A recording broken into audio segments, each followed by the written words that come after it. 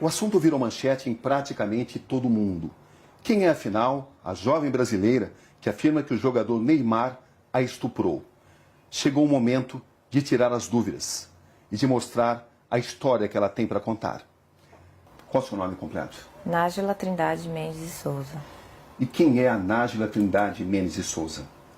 Uma pessoa comum, que trabalha, estuda, sou modelo, estudante de design de interiores, que gosta de esporte, que treina, dança, sou filha, mãe, pessoa comum.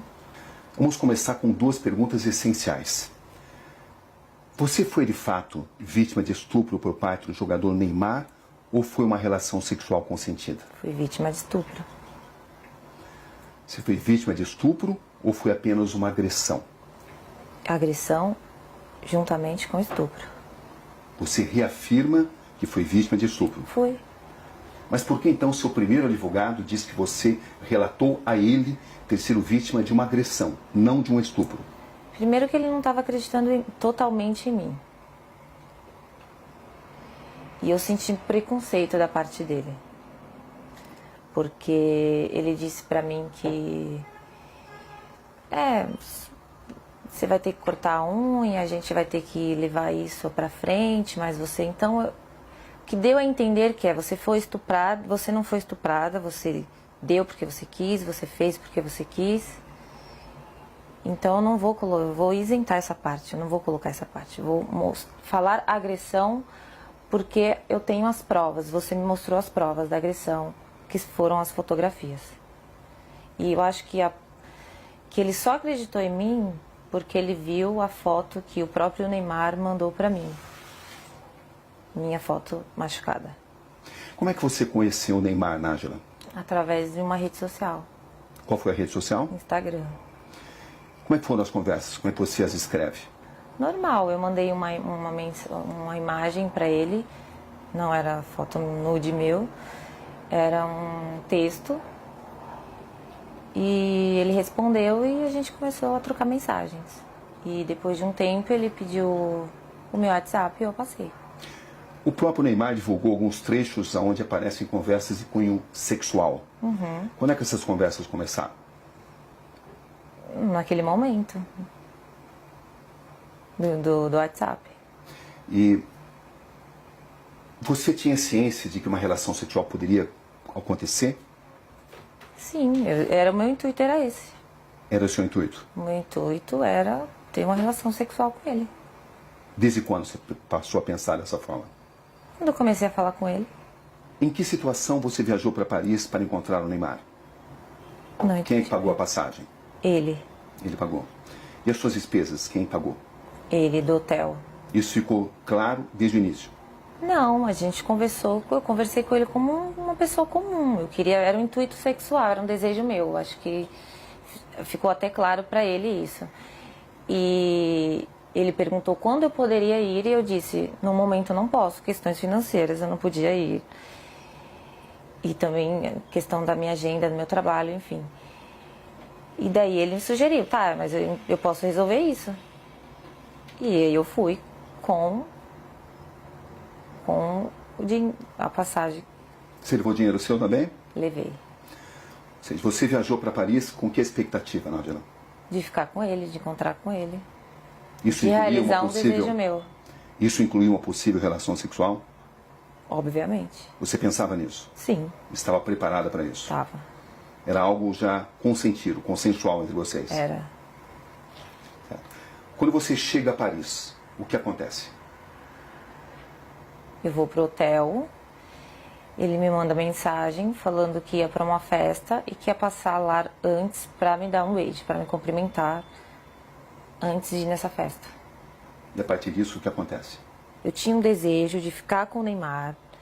E quando eu chego lá, tava tudo bem, tava tudo legal as mensagens. Uhul, eu ia conseguir, entendeu? Só que quando eu cheguei lá, ele estava agressivo, totalmente diferente daquele cara que eu conheci nas mensagens. Até aí, tudo bem. Como eu tinha muita vontade de ficar com ele, falei, ok, vou tentar manejar aqui.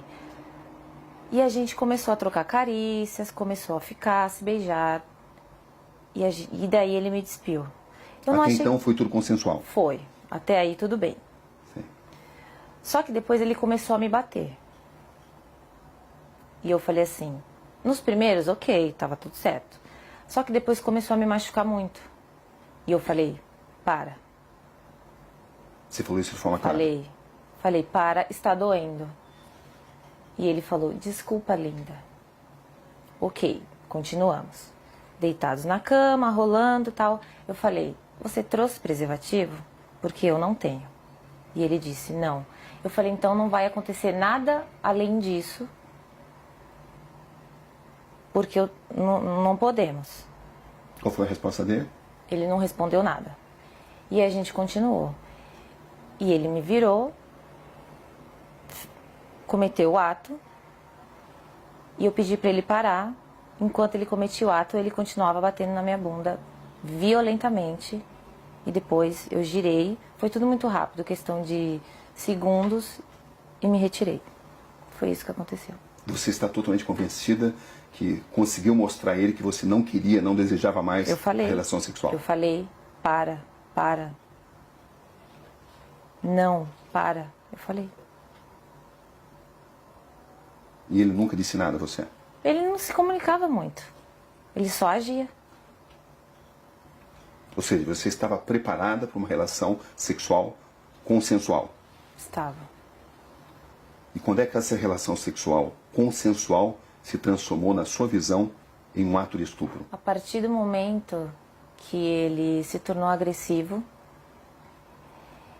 a partir do momento que eu perguntei para ele se ele tinha levado o preservativo, que eu não tinha, ele falou que não, e eu falei para ele, então não podemos. Então só vamos trocar carícia, vamos continuar aqui. E ele concordou, com o silêncio eu entendi como concordância. E quando ele me virou, ele já foi cometendo o ato. Então assim, ele não entrou em um acordo comigo, não, eu não trouxe, mas eu tô afim, eu quero. Não, ele ficou calado. Então para mim, ele tinha entendido que não poderíamos ir além daquilo do que já estávamos fazendo. Ele te obrigou a manter relação sexual? A partir do momento que ele me segurou violentamente me batendo, ele estava me obrigando a ficar ali naquele lugar. Sem uso de preservativo? Sem uso de preservativo. Foi assim que aconteceu a relação sexual? Foi assim que aconteceu.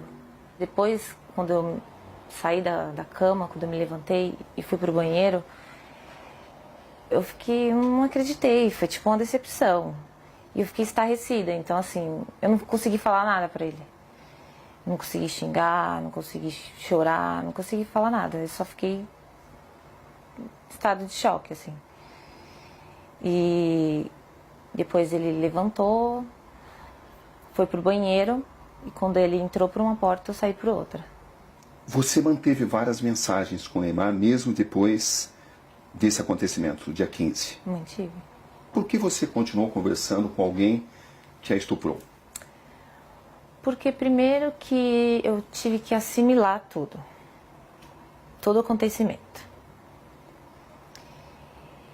E quando ele saiu do quarto,